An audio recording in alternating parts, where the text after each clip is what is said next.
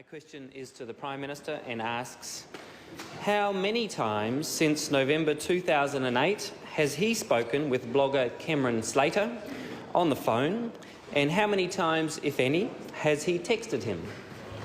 Right, Honourable Prime Minister. Mr. Speaker, none in my capacity as Prime Minister.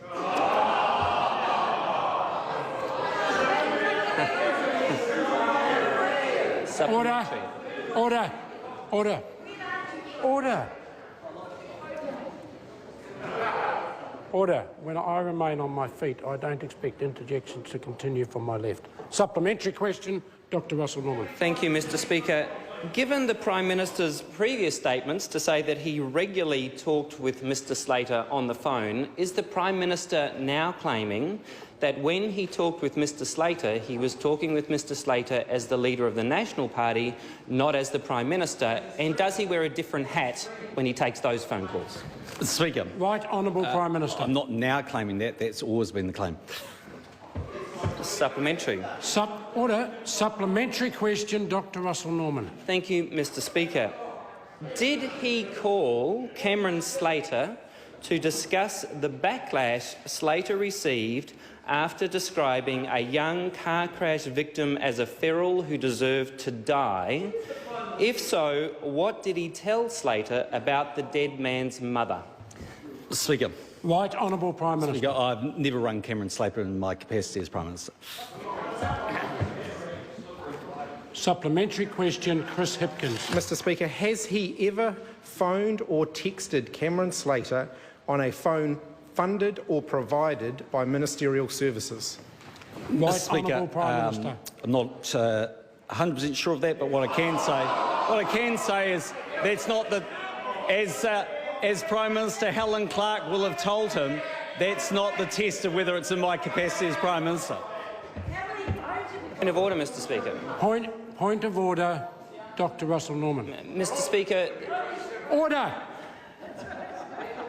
Order. I don't need the Leader of the House assistance at this stage. Dr Russell Norman's point of Mr order. Speaker, the Prime Minister gave an answer to the primary question on notice on the basis that he never called Mr Slater as the Prime Minister. We've now established that there are occasions where he used the Prime Ministerial phone to call Mr Slater. I would ask you to rule as to whether the Prime Minister's original answer was within the standing orders of the House, given that he himself has now acknowledged he used a Prime Ministerial phone to call Mr Slater. Order. Order. In regards to the answer given by the Prime Minister to the first question, that answer was definitely in order. Point of order. Right, Honourable Winston. Speaker, there's something particularly disturbing about the Prime Minister's answer, because it would appear that any minister can make this claim and say, not in my capacity as a minister. Now, round about now, we've got no accountability at all in this Parliament if you allow that to stand. Order. Yeah. In regards to the very first question that was asked, the Prime Minister is perfectly entitled to answer it the way he did. He's then responsible for that answer. Further supplementaries have been asked which attempt to tease this issue out. They're equally in order. Further supplementaries, Dr Russell Norman. Supplementary question, Dr Russell Norman. Why did he tell Cameron Slater that the dead man's mother was the same woman who sometimes confronted him at Pike River meetings? Order. Right, Honourable Prime Minister. Mr Speaker, I'm not going to describe conversations I have in capacities other than those as Prime Minister. Supplementary. Order. Supplementary question, Dr Russell Norman. Thank you, Mr Speaker. Was Cameron Slater correct when he said that the Prime Minister told him that the dead man's mother, so this is the Prime Minister's own words, the Prime Minister said, quote, the dead man's mother was, quote, the same effing feral bitch that screams at him when he goes to Pike River meetings? Is Cameron Slater correct that that is what the Prime Minister said? Right, Honourable Prime Minister. Mr Speaker, I made clear at the time that was not correct. Supplementary. Order. Supplementary question, Dr Russell Norman. Thank you, Mr Speaker.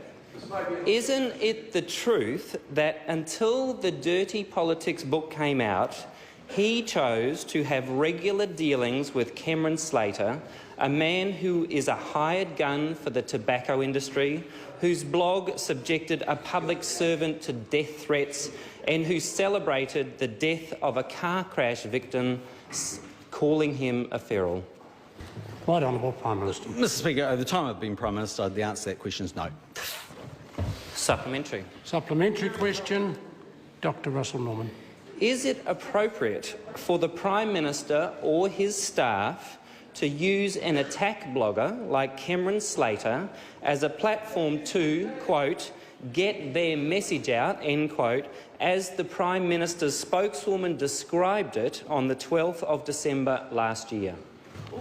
Right Honourable Prime Mr Speaker, the government and ministers do talk to bloggers for a variety of reasons. The reason we talk to social media is they are part of the overall media that communicates with New Zealanders. That will be no different from other political parties. I've seen that member quoted on numerous blog sites.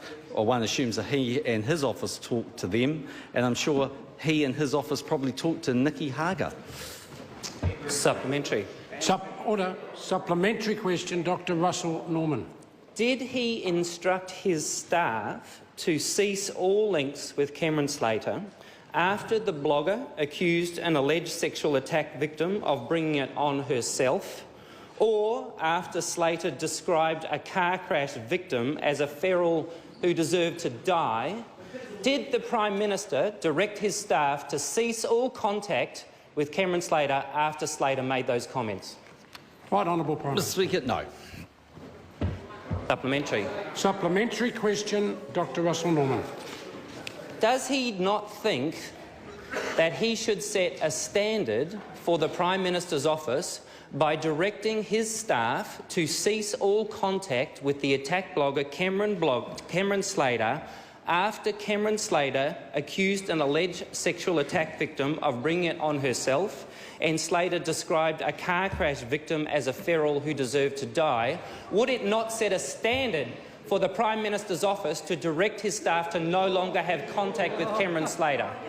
Right Honourable Prime Minister. Speaker, well, I've made it clear that we don't endorse many of the stories or comments that are run by a range of different bloggers, but no, I won't be instructing my staff to do that.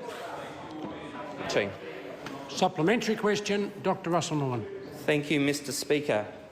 Is he saying it is business as usual for the Prime Minister of New Zealand and his staff to deal with on a regular basis with the most vicious and notorious blogger in New Zealand, and for his staff to leak information to that blogger in order to intimidate public servants and silence his political opponents?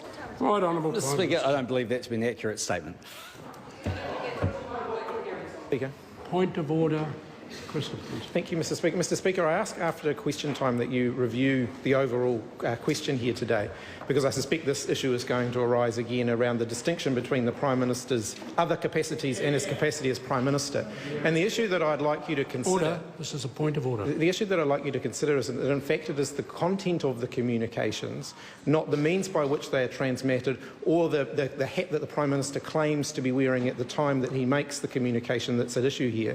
So if the Prime Minister is communicating with someone about matters relating to his role as Prime Minister and about activities he has undertaken as Prime Minister, then they are by nature prime ministerial activities that he should be answerable for. So I ask you to give some further consideration to the interchange today, and in fact perhaps come back with a more substantive ruling on the matter, because it seems to me that if the Prime Minister could stand up and give any answer to any question and say, well, I wasn't doing that as Prime Minister and therefore would not be held to account.